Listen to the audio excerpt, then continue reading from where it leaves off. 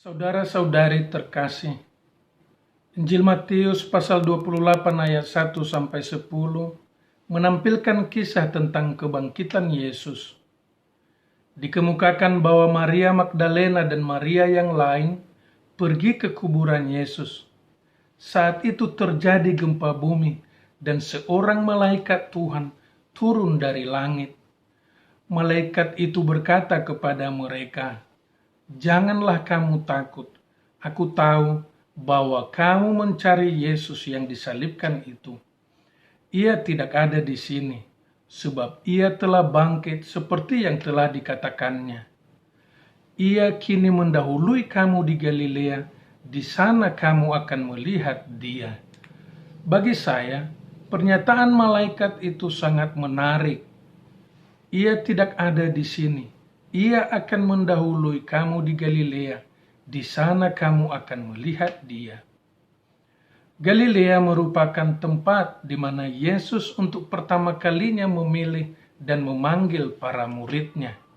Di sanalah Yesus mengajak para murid untuk berkomitmen melaksanakan tugas sebagai penjala manusia.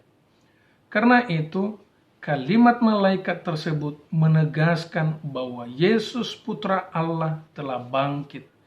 Dia tidak ada di kuburan di tempat orang mati, karena dia telah bangkit dan telah menaklukkan kematian.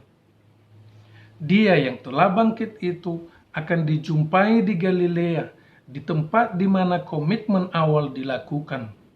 Dengan demikian, ajakan untuk pergi ke Galilea merupakan ajakan untuk kembali ke awal, memulai dari komitmen awal tatkala para murid dipanggil untuk menjadi pengikut Kristus. Dalam misinya menyelamatkan umat manusia, Yesus mengajak para murid bersama dengan dia untuk menjalankan tugas perutusan itu. Akan tetapi para murid gagal. Mereka justru mengkhianati dan meninggalkan Yesus. Mereka ketakutan dan iman mereka menjadi pudar.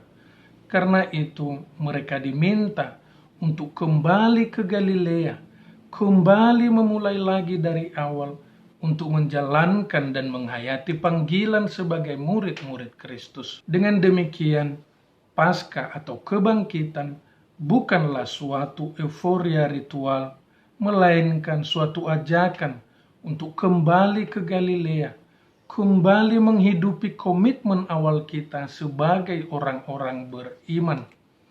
Karena itulah, pada setiap malam Paskah dan hari raya Paskah, seluruh umat beriman membaharui janji baptis. Dengan itu seluruh umat beriman diajak untuk kembali kepada semangat awal, menghidupi dan menghayati sabda dan ajaran Yesus. Dalam konteks inilah, perayaan Paskah dimaknai sebagai kebangkitan untuk kembali mengarahkan hidup pada tujuan awal hidup kita sebagai orang-orang beriman. Pengertian Paskah yang demikian mesti dimaknai di dalam seluruh aspek kehidupan kita. Umat beriman yang dipanggil untuk menghayati panggilan kemuritan dalam kehidupan berumah tangga harus kembali ke Galilea, hidup menurut komitmen awal tatkala menerima sakramen perkawinan. Demikian pula halnya dengan para imam dan biarawan-biarawati, harus kembali pada komitmen awal tatkala menyerahkan diri secara total untuk mengabdi Allah dan gerejanya dalam panggilan khusus sebagai imam dan biarawan-biarawati.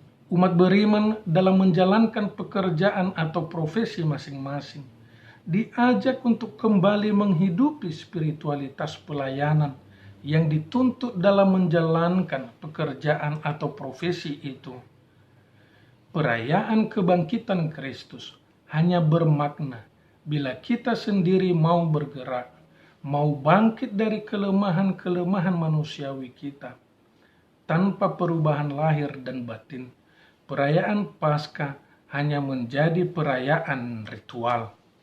Namun, kita yakin bahwa setiap kali kita merayakan Paskah, rahmat Tuhan pun bekerja untuk menolong kita dalam upaya kita membaharui diri terus-menerus. Amin.